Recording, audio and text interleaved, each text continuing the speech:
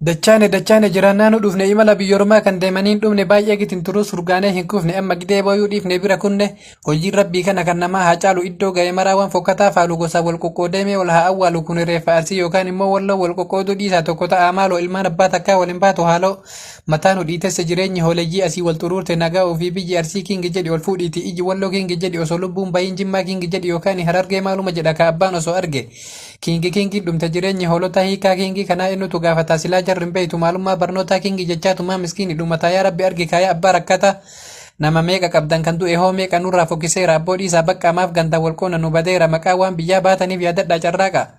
dubbadhee hin dhumu wanta baay'ee jira warri dhiiraa qabee miskiina dararaa argaa oltanii miidhalagaa shamara mana kiyya fidaa dhukkee itti raraamaan rakkatte isiin foolumaa fi bara amma na hagayu wanta jaraa dhiisee miskiina miidhameef si yaadachiise kophee afaan kaayee sha'iira nyaachise abbaan irree qabee dhiiga jaraa jiksee qaama irraa muree makiinaan harkisee eebbisaa lammaffaa seenatu galmeesse. Osoo kun jiru waan biraan dubbadhu sirri gadi qabi yaada koo hubadhu fira asii qabdaa bilbilii gorfadhu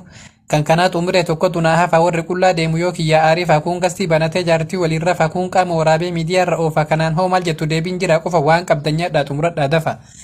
Qaatuma saalfannaa dubbachuun dirqama tiktookiin akkasi miseenjariin kana kan guruppii imoo inumaa adduma sheer godha har'a waatu gaddarbamaa miseenjariin dhaqaachii waraabamaa wanta biraa seetu sunillee qaamuma. Guddisa tolfadhaa ilmaanis barsiisaa innis yoo guddate dhiiga namaa jigsa guddisni isaa tollaan haqa namaa tiksa haqni namaa jabaa waa qabdisi ciibsa isinuu ni beektuu kiyya yaadachiisa.